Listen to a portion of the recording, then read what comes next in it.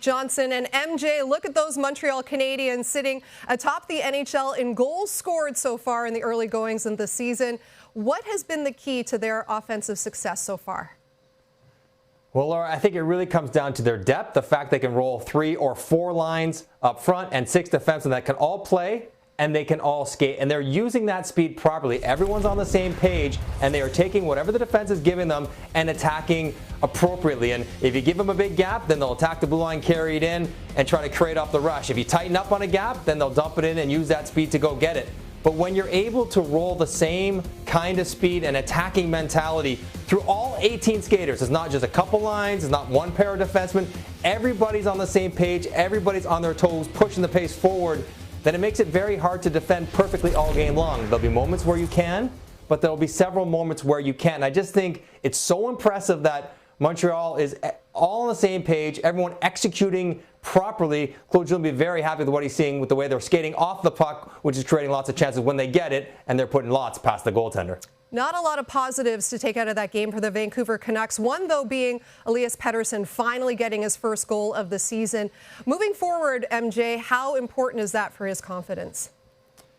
Well, I mean, I think confidence, you said the magic word there. It doesn't really matter how you're playing. If you're able to score a goal, if you're a goal scorer, you'll feel better about it. But even at the start of this game, it's not like Pettersson was on top of his game. He was still struggling, still fighting the puck a little bit. And you could tell his confidence was down and the frustration was up. Uncharacteristic puck management and turnovers and pucks into skates to the point where they get to the power play and they're not even worried about Elias Pettersson. They're worried about Bo Horvat. They're giving up that shot to Pettersson. But what he did do, Laura, was that he took the shots that were there, especially on the power play.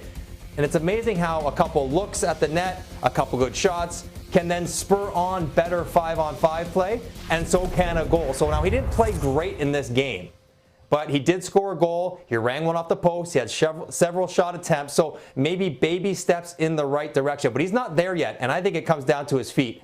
If he's not skating well, then no matter how good you are with your hands and how good you are with your brain, it's going to be hard to create offensively. He's got to get his feet moving more, but maybe getting that first goal will help him do that. The good news is for him, the season is still a lot to go in that for sure. Now with Yoel Armia out, as we go back to the Montreal Canadiens here, Corey Perry getting into the lineup and making the most in his Montreal Canadiens debut, getting a goal against the Canucks. How important is this? We talked about the depth already of Montreal, for them to be able to plug him in and for him to produce in the lineup.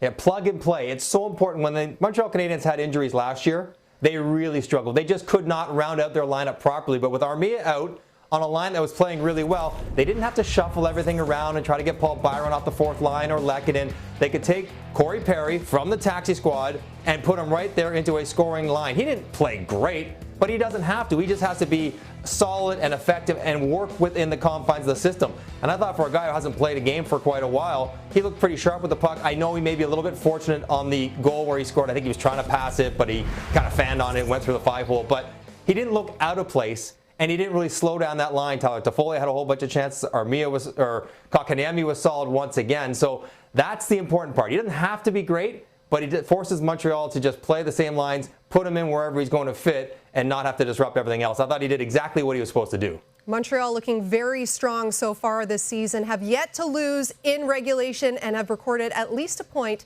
in every single game so far. Mike?